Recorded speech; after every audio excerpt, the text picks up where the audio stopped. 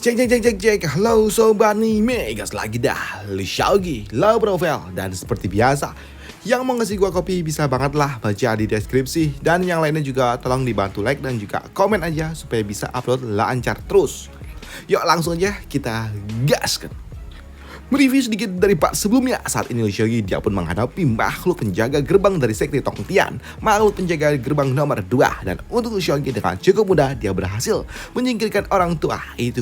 Namun setelah Li Xiaogi menyingkirkannya, dia pun bertemu dengan makhluk harimau misterius ini yang merupakan penjaga utama. Dan dia meminta kepada Li Xiaogi untuk ikut dengan dirinya karena masternya ingin bertemu dengan Li Xiaogi. Dan untuk Li Xiaogi dia pun mengikuti makhluk ini melewati sebuah lorong gelap. Di sini Li Xiaogi dia pun nggak tahu dia mau dibawa kemana, tapi ya sudahlah, dia tetap mengikuti makhluk ini sembari harus mencari di mana muridnya yang lainnya. Sedangkan di sudut lainnya di Ace of Chaos saat ini Li Han dia sedang menunggu masternya dan dia pun berharap kalau Li Shufeng tenggelam aja di dasar sana. Namun tak lama setelahnya Li Shufeng dia pun muncul bersama dengan makhluk misterius yang ada bersama dengan dirinya yang ikut dari bawah sana. Dan untuk Li Han tentunya dia pun langsung menyambut kedatangan dari masternya.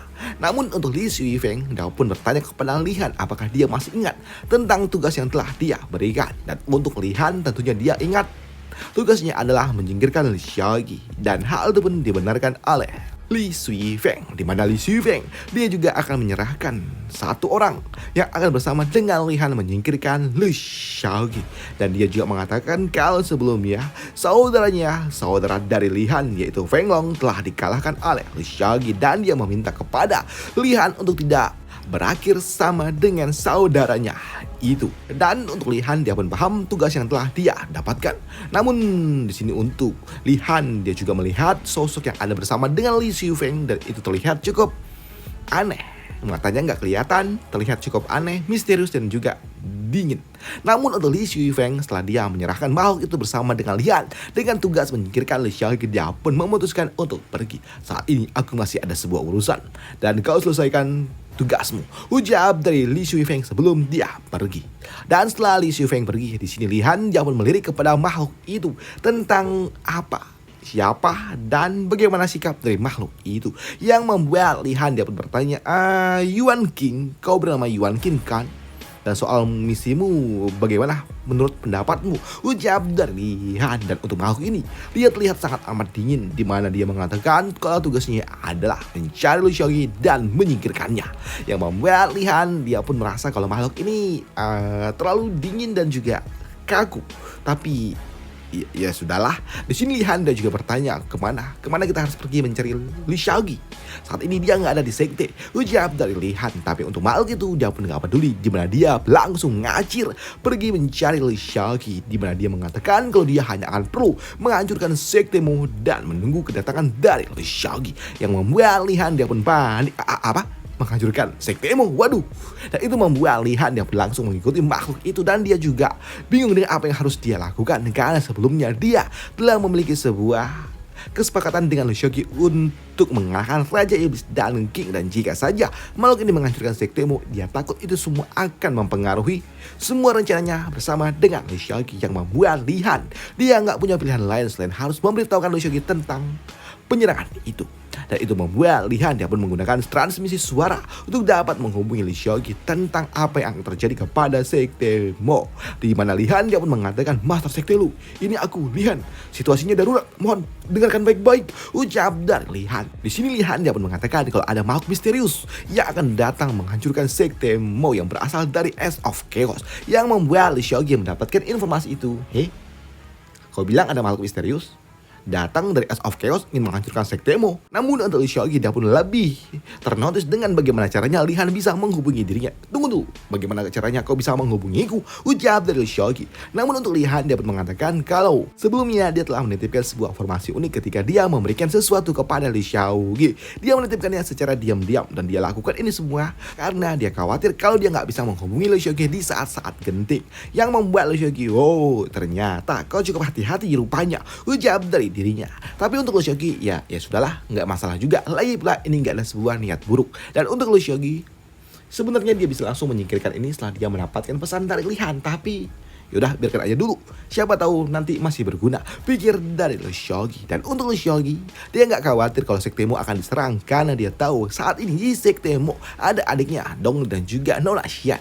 Apalagi saat ini Sekte Mo juga telah memiliki pelindung 7 lapis yang artinya nggak akan mudah untuk dapat ditembus. Jadi tenang, nggak perlu khawatir.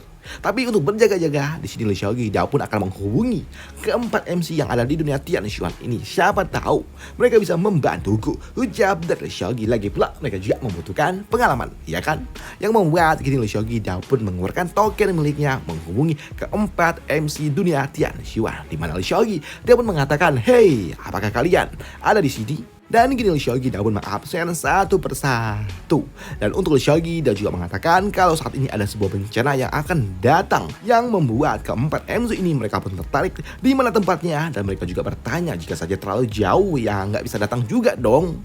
Namun untuk Lee Seok-gi, jauh gimana? Di sini Lee Seok-gi dia pun mengatakan kalau tempatnya adalah di Qingzhou yang ada di Sungai Qianglong. Ada sebuah makhluk buas yang muncul dari Edge of Chaos dan yang mau datang silakan datang. Ucap dari Lee Seok-gi. Di sini Lee Seok-gi dia pun sengaja tidak memberitahukan kalau musuh itu mengincar Sekte Mo.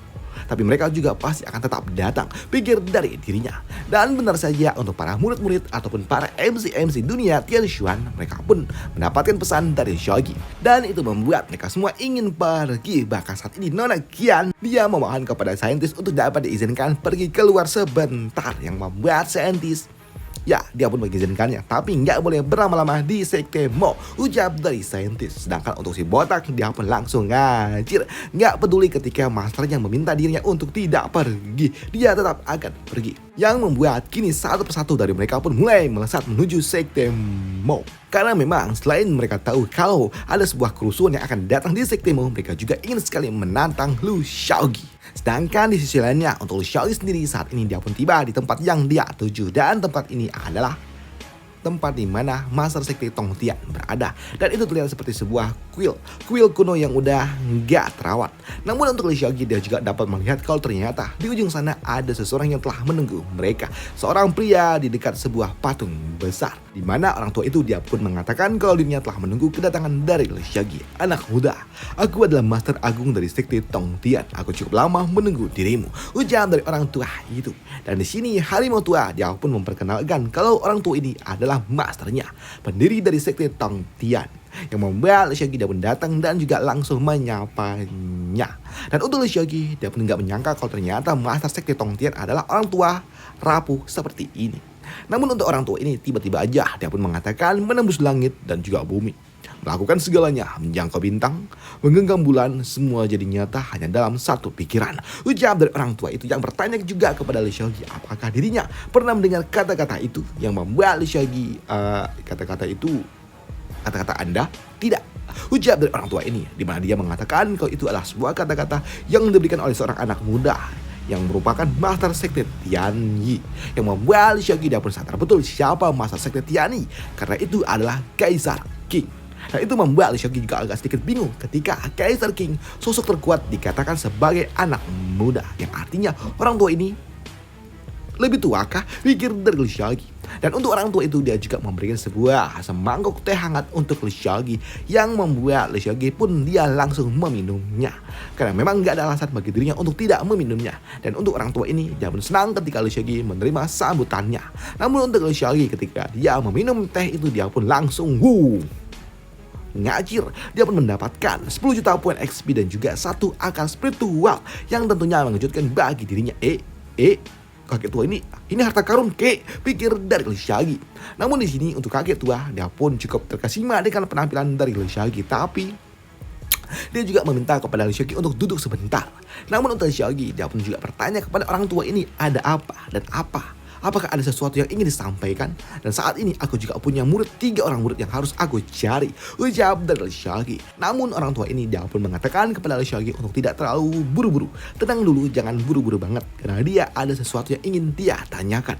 Dan untuk orang tua ini dia pun mulai mengatakan sesuatu tentang Dao, yang gak penting juga sih sebenarnya. Cuman membacakan tentang Dao dan juga Dao, yang membuat Lee Seok-gi dia pun mendapatkan perasaan yang cukup membuat hatinya tenang. Dan di sini karena Shogi dia pun memberikan sebuah jawaban yang memang diinginkan oleh orang tua ini, membuat orang tua itu dia pun senang dengan Shogi. Dan di sini dia juga mengatakan kalau dirinya memiliki satu permintaan untuk Shogi, dan dia ingin Shogi menerima teknik seni bela diri yang dia miliki dan menyebarkan Dao ke dunia.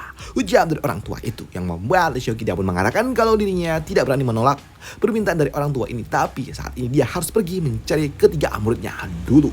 Namun untuk orang tua ini, dia pun mengatakan kalau dirinya akan mempertemukan Shogi dengan ketiga muridnya, jadi enggak perlu khawatir. Dan untuk Shogi, sebelum dia menerimanya, dia pun agak sedikit ragu. Sebelum dia menggunakan deteksi tingkat lanjut dengan bantuan dari sistem, dia pun tahu kalau ternyata seni bela diri yang diberikan oleh orang tua itu adalah teknik khusus tingkat Triple S yang membuat Shogi sadar betul kalau itu adalah sebuah teknik seni bela diri yang paling tinggi yang pernah dia lihat. Wih, ini tingkat SSS Eden, ucap dari dirinya yang tentunya membuat Shogi dia pun menerima dengan senang hati.